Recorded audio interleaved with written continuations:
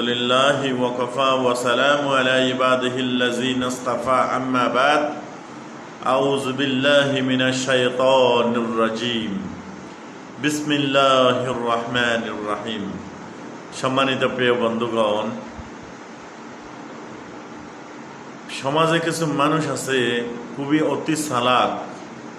তারা নিজেরা নিজেকে চালাক মনে করে, কিন্তু সমাজে ওই মানুষগুলোকে বেশি দেখা যায় যে প্রথম 10 দিনে পুরাতন যারা মুসল্লি আছে তারা জায়গা পায় না, তারা প্রথম খাতারে যাইয়া ভিড় লাগে।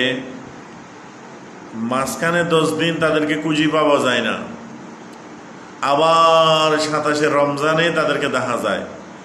এরা হলো সুবিধাবাদী, জিন্দাবাদী, এবং তারা মনে করে এবং যেখানে মৌকা যেটি আছে, যেমন প্রথম 10 দিন হলো রাহমাত, তাহলে রাহমাত নিতে আসে, এবং শেষ 27 রমজানে এবং যে 83 বছর 4 মাস ইবাদতের নাকি, তাইলে তো আর সারা বছর তো আমার নামাজ পড়া লাগবে না, আমি 83 বছর 4 মাস ইবাদতের নাকি লই। ওরে ভাই, আপনি এত বুঝেন কেন?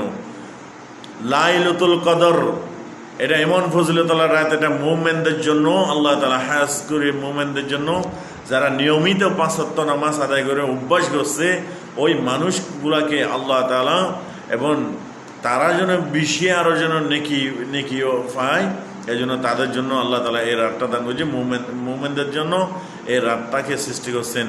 এবং আপনি যদি ফাসিকি অবস্থা করেন, আপনার যদি এবং নিয়ত ঠিক না থাকে, আপনার যদি ঈমান ঠিক না থাকে, আপনি যদি পুরা বছর যদি আল্লাহ তাআলার ইবাদত না করেন, আল্লাহ তাআলার কিছু যায় আসে না।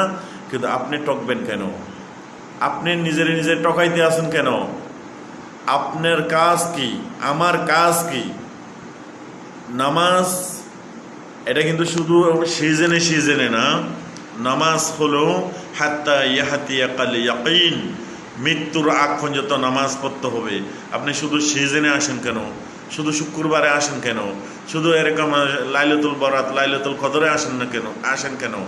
আপনি সারাটা বছর কেন আসেন না? তার মানে বোঝা গেল আপনি হইলে সুবিধাবাদী, জিন্দাবাদী। আল্লাহ তাআলা এ ধরনের সুবিধাবাদী, জিন্দাবাদী থেকে আমাদের ঈমানকে হেফাজত করে। আমিন।